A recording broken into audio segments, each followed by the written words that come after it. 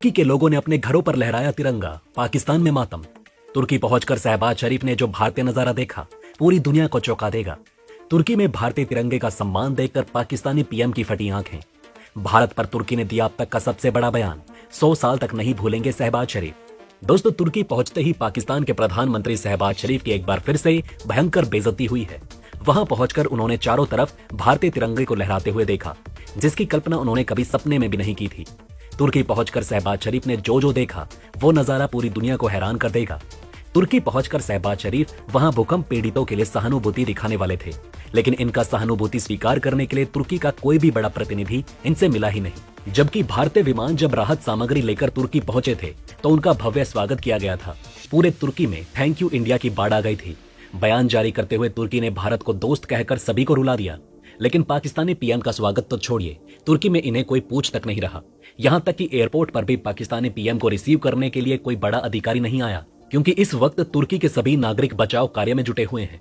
सूत्रों के अनुसार शहबाज शरीफ तुर्की के राष्ट्रपति एर्दोगान से मिलना चाहते थे, लेकिन पहली फुर्सत में एर्दोगान ने मिलने से मना कर दिया। एर्दोगान को डर है कि कहीं इस हालत में पाकिस्तान उनसे कुछ पैसे न मांगने लग जाए, जिसके बाद शहबाज शरीफ केजरीवाल का रूप धारण करते हुए धरने पर बैठ गए। अब आगे देखना दिलचस्प होगा कि तुर्की के राष्ट्रपति शहबाज शरीफ से मिलते हैं या एक बार फिर से उनकी शरेआम बेइज्जती होती है। इस पर हम आपको आगे आने वाले वीडियो में अपडेट देंगे। इससे पहले पाकिस्तानी पीएम की बेइज्जती करते हुए तुर्की ने उनकी यात्रा को कैंसिल करा दिया था, जबकि कतर के राष्ट्रपति को आदर पूर्वक बुला लिया गया था। इस घटना के बाद पाकिस्तानी पीएम की जबरदस्त किरकिरी हुई।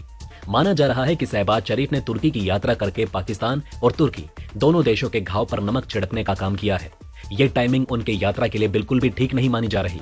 लेकिन मरता क्या ना करता, भारत के एक्शन से पाकिस्तान बेहद डरा हुआ है। भूकंप के बाद तुर्की को सबसे पहले मदद पहुंचाकर भारत ने पाकिस्तान की नींद उड़ा दी। पाकिस्तान के प्रधानमंत्री शहबाज शरीफ की बेचैनी साफ दिखा रही है। तुर्की के बार बार मना करने के बावजूद वो जबरदस्ती उड़न खटोला पर चढ़कर तुर्की घूमना चाहता है। वहां जाकर वे एक बार फिर से एर्दोगान को भारत के खिलाफ भड़काना चाहते हैं। पाकिस्तान को लग रहा है कि सऊदी और यूएई की तरह कहीं तुर्की भी भारत के पाले में न चला जाए। तुर्की अभी भारत को दोस्त कह रहा है, लेकिन वो पाकिस्तान को लंबे समय से भाई कहता रहा है। जानकारों का मानना है कि भूकंप में मदद मिलने के बाद तुर्की भारत को भाई कहने लगेगा। इसी वजह से लाख धक्के खाने के बावजूद शहबाज शरीफ तुर्की में अपनी कुर्सी तलाश रहे हैं। भारत की तरफ से भारी भरकम मदद मिलने के बाद तुर्की अब पाकिस्तान से पीछा छुड़वाना चाहता है। तुर्की ने हाल ही में देखा कि भारत इकोनॉमिकल सुपर पावर बनने जा रहा है। अगर वो पाकिस्तान के चक्कर में फंसा रहा तो सऊदी, यूएई, इजिप्ट और ईरान जैसे मुस्लिम देश भारत के साथ व्यापार करके काफी आगे निकल जाएंगे, जबकि वो पाकिस्तानी भैंस के आगे बीन बजाता रह जाएगा। इस तरह से मुसलमानों का खलीफा बनने का तुर्की का यह सपना कभी पूरा ना हो पाएगा। जानकारी के लिए आपको बता दें कि भारत और तुर्की के बीच कारोबार में भी बेहद तेजी आने लगी है, जो 2018 में 9 अरब डॉलर के करीब पहुंच गया था। ईस्ट एशिया में चीन के बाद भारत ही तुर्की का दूसरा सबसे बड़ा ट्रेडिंग पार्टनर बन चुका है। दूसरी तरफ पाकिस्तान का तुर्की से व्यापार 1 अरब डॉलर भी नहीं है। जानकारों का मानना है कि तुर्की भारत के करीब आना चाहता है और व्यापार बढ़ाना चाहता है, लेकिन पाकिस्तान उसे अपनी बातों में बहला फुसलाकर कश्मीर पर जहर उगलने के लिए राजी करवा लेता है। पाकिस्तान की इसी गड़बड़ी के कारण नरेंद्र मोदी ने प्रधानमंत्री बनने के बाद तुर्की का एक भी दौरा नहीं किया, जबकि 2017 में एर्दोगान राष्ट्रपति के रूप में भारत आए थे। एर्दोगान के साथ 100 सदस्य वाला एक बिजनेस प्रतिनिधि मंडल भी भारत आया, जो भारत के साथ जबरदस्त बिजनेस बढ़ाना चाहता था। इसका मतलब साफ है कि तुर्की भारत प्रेमी है, लेकिन पाकिस्तान जैसे नाकामिल देश के साथ दोस्ती करके वो बुरी तरह से फंस चुका है और अब तुर्की पाकिस्तान से हर हाल में अपना पीछा छुड़वाना चाहता है। पाकिस्तान इस समय भीषण आर्थिक संकट का सामना कर रहा है। वहीं दूसरी तरफ तुर्की भीषण भूकंप के बाद उत्पन्न हुए गंभीर हालातों से जूझ रहा है। बिरयानी खाने के लिए तुर्की पहुंचे शरीफ ने वहां के कई बड़े अधिकारियों को जबरदस्ती अपने स्वागत सत्कार में फंसा लिया, जो भूकंप राहत कार्य में जुटे हुए थे। इसी वजह से माना जा रहा है कि तुर्की पहुंचकर इन्होंने भूकंप पीड़ितों के घाव पर मरहम लगाने के बजाय नमक छिड़कने का काम किया। ऐसे में उन्हें तुर्की को बिना डिस्टर्ब किए हुए पहले अपने देश की चिंता करनी चाहिए थी, लेकिन उन्हें तो भारत और तुर्की को करीब आता देखकर बेचैनी हो रही थी। वहीं दोस्तों, आप सभी जानते हैं कि पाकिस्तान पर 48 बिलियन डॉलर से भी ज्यादा का कर्ज है। अगले 2-4 दिनों में ही पाकिस्तान लोन डिफॉल्ट करने वाला है।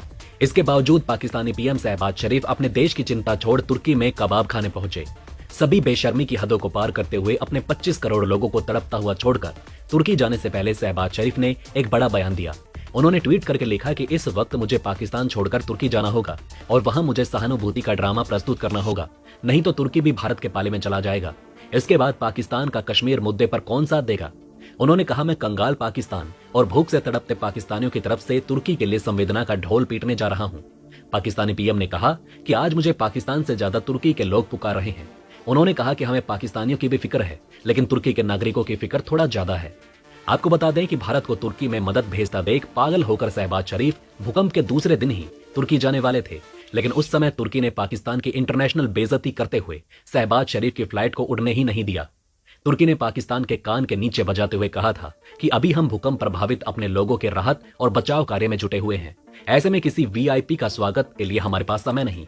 पाकिस्तानी नागरिकों को भूख से तड़पता छोड़ शहबाज शरीफ का तुर्की जाना पाकिस्तानियों को बिल्कुल भी पसंद नहीं आ रहा। शहबाज शरीफ की तुर्की यात्रा को लेकर पाकिस्तानी आवाम उनकी जमकर खिंचाई कर रही है। वहां की आवाम का मानना है कि महोदय शरीफ साहब अपनी विदेश यात्राओं पर जनता का पैसा धुआं में उड़ा रहे हैं, जबकि देश जिंदा रहने के लिए हाफ रहा है। पाकिस्तानी लोगों ने पीएम शरीफ को आईना दिखाते हुए कहा कि पहले अपने देश में हो रहे आर्थिक बदहाली के लिए वेंटिलेटर खरीद लो, जो आखिरी सांसें ले रहे हैं, उसके बाद विदेश जाकर पैसों का भूजा भूज लेना। दोस्तों, आपको बता दें कि तुर्की और पाकिस्तान की दोस्ती 70 सालों से भी ज्यादा पुरानी है। तुर्की ने हमेशा से ही इस्लाम के नाम पर पाकिस्तान को ज्यादा तरजीह दी है। पाकिस्तान को खुश करने के लिए तुर्की ने कई बार संयुक्त राष्ट्र में कश्मीर का मसला उठाया है। हालांकि भारत ने उतनी ही बार तुर्की को करारा जवाब भी दिया है। हाल ही में कुछ दिन पहले तुर्की ने भारतीय गेहूं को घटिया क्वालिटी बताकर वापस लौटा दिया। उसने कहा था कि वो भारत को कोई भी ड्रोन नहीं बेचेगा। यही कारण है कि तुर्की और भारत के संबंध अब तक काफी खराब थे, लेकिन अब माना जा रहा है कि भूकंप के बाद मोदी ने ऐसा पासा फेंका है जिसमें उलझकर तुर्की भारत के कदमों में गिर जाएगा। भूकंप के बाद जब तक किसी ने तुर्की को फोन तक नहीं किया था, उससे पहले ही भारतीय विमान तुर्की में लैंड करके अपना झंडा गाड़ते हुए रेस्क्यू ऑपरेशन दोस्त स्टार्ट कर चुके थे। अब तक भारतीय वीरों ने सैकड़ों मासूमों को मौत के मुंह से बाहर निकालकर उन्हें जीवन दान दिया है और वो भारतीय सेना की बहुत बड़ी जीत मानी जा रही है। जबकि पाकिस्तान ने जो विमान भेजा था वो आधा खाली निकला। पाकिस्तान ने जिस बटालियन को तुर्की भेजा है उसमें सभी मेंबर देहचोर निकले हैं। पीड़ितों की जान बचाना तो छोड़िए, उनसे मलबे का एक ईंट भी नहीं उठ पा रहा है। इसी वजह से जानकारों का मानना है कि अब तुर्की भारत के खिलाफ जहर नहीं उगलेगा। उसने भारत की दरियादिली देख ली है, जो संकट में फंसे तुर्की के लिए मसीहा बनकर ऑपरेशन दोस्त चलाता है। पीएम मोदी लगातार मिडिल ईस्ट के मुस्लिम देशों के साथ अपने संबंधों को सुधारते जा रहे हैं, जिसका बड़ा फायदा भारत को व्यापार में मिलने वाला है। हाल ही में अमेरिका के जाने माने इन्वेस्टर रे डेलियो ने भारत पर खुलासा करके पूरी दुनिया को चौंका दिया। उन्होंने कहा कि आने वाले रिसेशन में पूरी दुनिया बर्बाद हो सकती है, लेकिन भारत तरक्की की पटरी पर बिजली की रफ्तार भरता ही रहेगा और उसके पीछे पीएम मोदी की कूटनीति और दूरदृष्टि काम कर रही है। विशेषज्ञों का मानना है कि तुर्की में भारत ने जो हालिया मदद भेजी, उनमें एक पूरा फील्ड हॉस्पिटल और मेडिकल टीम के साथ मशीन, दवाई के अलावा हॉस्पिटल बेड भी है। ये एक बेहद सोची समझी रणनीतिक मदद है, न कि केवल मानवीय मदद। मोदी के इस रुख से पूरे मिडिल ईस्ट में भारत की एक और मजबूत छवि बनेगी। कई विश्लेषकों का मानना है कि अमेरिका का ज्यादा फोकस चीन और यूक्रेन संकट पर है। ऐसे में मिडिल ईस्ट में उसकी मौजूदगी कमजोर पड़ रही है। कहा जा रहा है कि भारत को डर है कि अमेरिका की जगह मिडिल ईस्ट में चीन ले सकता है, और अगर ऐसा हुआ तो ये भारत के हितों के खिलाफ होगा। इसी वजह से भारत लगातार अरब के मुस्लिम देशों को मदद पहुंचा रहा है, ताकि उन्हें अपने पाले में किया जा सके और चीन को अरब से हमेशा के लिए खदेड़ा जा सके। अब दोस्तों, आप नीचे कमेंट में बताइए कि तुर्की के राष्ट्रपति भारत में अंतिम यात्रा किस साल करने आए थे। इसका जवाब हमने पहले ही आपको वीडियो में दिया था। अगर आप रोज ऐसी ही न्यूज हेडलाइंस देखना चाहते हैं तो इस वीडियो पर कम से कम 500 लाइक कीजिए। पिछले वीडियो पर आप सभी के प्यार के लिए बहुत बहुत धन्यवाद। तो दोस्तों, इसी के साथ आप हमें इजाजत दीजिए। कल फिर सुबह मिलेंगे कुछ नए न्यूज अपडेट्स और हेडलाइंस को लेकर। आप अपनी राय नीचे कमेंट में लिखें और चैनल को सब्सक्राइब करें। डी बॉक्स की तरफ से आप सभी को आज के दिन के लिए शुभकामनाएं।